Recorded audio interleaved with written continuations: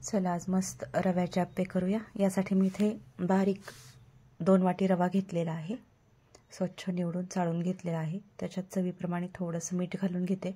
हे मीठ घालून आता व्यवस्थित मिक्स करून घ्यायचे त्याला। हे आप्पे खूप छान फुलून येतात आणि झटपट करायलाही सोपे। 2 वाटी रव्यासाठी 1 वाटी आंबट असं दही घेतलेलं आहे। एकदम आंबट दही घ्या जेणेकरून आप्पे खूप छान फुलून येतात आणि पीठही लवकर फर्मंट होते। आता दही घातलेलं मिश्रण आहे ते व्यवस्थित हलवून घ्यायचं आहे। याला दही घातलं की हे मस्त फुलायला लागते मिश्रण। तर याच्यामध्ये आपण लागेल तसं पाणी घालणार आहोत। इथे मी थोडं थोडं करून पाणी घालून त्याला मिक्स करून घेते।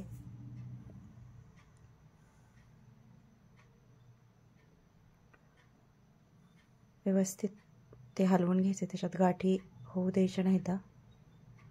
इथे मला साधारणतः 2 वाटी पाणी लागलेलं आहे एवढ्या मिश्रणाला। जास्त घट्टही ठेवायचं नाही आणि जास्त पातळही करायचं नाही। पीठ छान आता फेटून घ्यायचं आहे जेणेकरून रवा व्यवस्थित फुलला जाईल। पाणी इथे आपल्या आवश्यकतेनुसार आणि योग्यच टाकायचं आहे जेणेकरून आपले आप्पे व्यवस्थित होतील। तर हे छान पीठ फेटल्यानंतर याला 10 ते 15 मिनिट आपण झाकून ठेवणार आहोत। या पद्धतीने हे पीठ तयार झालं पाहिजे। पीठ फुलेपर्यंत बाकीची तयारी करून घ्यायची। 2 कांदे बारीक कट करून घेतलेत। 8 ते 10 मिरच्या बारीक चिरून घेतलेल्या आहेत। शिमला मिरची घेतलेल्या आहेत 2 बारीक चिरून। 2 टोमॅटो घेतलेले आहेत चिरून। थोडीशी कोथिंबीर आणि थोडे कढीपत्त्याची पाने घेतलेली आहेत। या सर्व भाज्या आपण हलक्याशा 1 ते 2 मिनिट वाफवून घेणार आहोत जेणेकरून आप्पेमध्ये त्या व्यवस्थित शिजल्या जातील। तर गॅसवरती कढई ठेवलेली आहे गरम करण्यासाठी आणि याच्यामध्ये 1 ते 2 पळ्या तेल घातलेलं आहे। तेल गरम झालं की याच्यामध्ये एक अर्धा चमचा मोहरी घालून घ्यायची आहे। याची आपल्याला भाजी नाही बनवायची, फक्त हलक्याशा ह्या आपण वाफेवरती परतून घेणार आहोत जेणेकरून त्या आप्पेमध्ये व्यवस्थित शिजल्या जातील भाज्या आणि असं कोणी काढूनही खाणार नाही। मग त्यानंतर 1 चमचा जिरे घातलेला आहे। कढीपत्ता घातलाय थोडासा। बारीक चिरलेली मिरची सुरुवातीला तेलात मस्त परतून घ्यायची जेणेकरून ती व्यवस्थित तळली जाते। मिरची थोडीशी परतली की याच्यात कांदा घालून घेते। हे सर्व हलकंसं परतून घ्यायचं आहे, शिजू द्यायचं नाही याला। यानंतर शिमला मिरची जी आहे ती घालून घ्यायची आहे। सर्व भाज्या आपण एक एक करून घालून घेऊन त्याला 1 ते 2 मिनिटाची फक्त वाफ द्यायची आहे, जास्त त्याला शिजू द्यायचं नाहीये।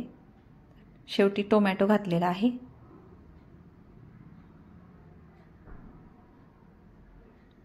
याला व्यवस्थित असं हलवून घ्यायचं आहे। मस्त कलरफुल अशा ह्या सर्व भाज्या दिसत आहेत, त्यामुळे तुम्ही तुमच्या आवडीप्रमाणे कुठलीही भाजी घातली तरी चालेल। हे आता आपली तयार झालेली आहे। वरतून बारीक चिरलेली मी कोथिंबीर घालून घेते। हे मस्त कलरफुल असं सारण आप्पेमध्ये घालण्यासाठी तयार झालेलं आहे। याच्यात आता थोड्या वेळ हलवून गॅस इथे मी बंद केलेला आहे। नंतर थोडंसं मीठ घालून घेणार आहे चवीप्रमाणे। भाज्याच्या हिशोबाने आपल्याला थोडंसं मीठ घालून घ्यायचं आहे याच्यामध्ये। याला मी हलवून आता थोडंसं थंड करून घेते आहे जेणेकरून आप्पेमध्ये आपण ते घालायला घेऊ शकू। पूर्ण वाफ जाऊ द्यायची। थोडंसं मीठ घातलेलं 1 पाव चमचा याच्यामध्ये, मी जास्त घातलेलं नाही कारण आपण त्या सारणामध्ये मीठ घातलेलं आहे। इकडे आता चटणी करायला घेतलेली आहे आप्पे बरोबर खाण्यासाठी। नारळ 1 बारीक मस्त कापून घेतलेला आहे। 1 नारळ आहे, साधारणतः 1 वाटी हा नारळाचा खीस आहे मोठा। त्याच्यात 1 पाव वाटी कच्चे शेंगदाणे घातलेत। 4-5 हिरव्या मिरच्या घातलेल्या आहेत। आप्पे बरोबर खाण्यासाठी ही चटणी बनवत आहोत। मी इथे तुम्हाला 2 प्रकारच्या चटण्या दाखवणार आहे। याच्यात 3-4 लसणाच्या पाकळ्या, 1 चमचा जिरे, थोडीशी कोथिंबीर आणि 1-2 कढीपत्त्याची पानं घालायची आहेत आणि चवीप्रमाणे मीठ आणि पाव वाटी पाणी घातले। पाणी तुम्हाला चटणी कशी आवडते, पातळ किंवा घट्ट त्यावर आहे। थोडासा 1 पाव चमचा साखर घातलेली आहे आणि ही पहा मस्त अशी आप्पेबरोबर खाण्यासाठी नारळाची आपली चटणी तयार झालेली आहे. झटपट होते, मस्त चवीला लागते ही चटणी. इथे आवडीप्रमाणे तुम्ही पातळ किंवा घट्ट करू शकता. इकडे आप्पेचं पीठ छान फुलून आलेलं आहे. याच्यात पोहे खाण्याचा एक अर्धा चमचा सोडा घालून घेते मी. छोटा मोजण्याचा जो चमचा आहे मेजरमेंटमधला एकदम छोटा, ते 2 चमचे मी इथं घातलेले आहेत. 1 चमचाभर पाणी घालून सोडा ॲक्टिव्ह केलेला आहे. याला व्यवस्थित आता हलवून घ्यायचं आहे. आणि वाफवलेल्या ज्या भाज्या आहेत त्या इथे याच्यात घालून घ्यायच्या आहेत.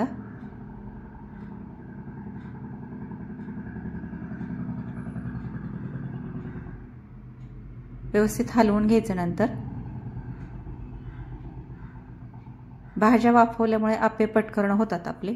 भाज्या आतमध्ये कच्च्या राहत नाही, त्यामुळे थोड्याशा भाज्या वाफवून घेतल्या की करायला सोपे जातात. थोडासा हलकासा कलर चेंज होतो पण छान होतात आप्पे.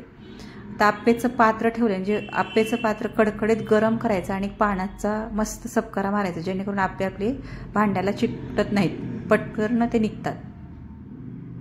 तुम्ही भाज्या कच्च्या टाकल्या तरी छान होतात आप्पे. इकडे आणखीन एक मी चटणी तयार करते. आप्पेचं एक भांडं लावलेलं आहे. दही घेतलेलं एक अर्धी वाटी, त्याच्यात 2 चमचे शेंगदाण्याचं कूट घालून घेतलंय. दह्याची देखील चटणी करते आप्पेबरोबर घाल. थोडंसं मीठ घातलेलं 1 पाव चमचा.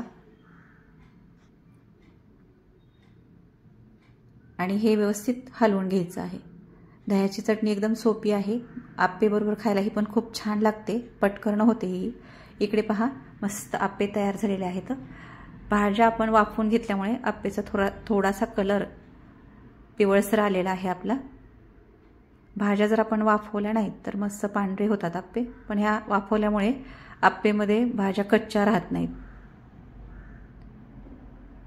पहा पटपट हे आपले सुटतायत मस्त त्या पात्रातून आप्पे, अजिबात चिकटत नाहीत. कधीही भांडं ठेवल्यानंतर आप्पेचं असो किंवा डोस्याचं त्याच्यावरती पाण्याचा सपकारा मारायचा गरम असताना. यामुळे डोसे किंवा आप्पे तव्याला बिलकुलही चिकटत नाहीत. चला आता चटण्याला आपण मस्त तडका देऊन घेऊया. सुरुवातीला मी नारळाची चटणीला तडका देते.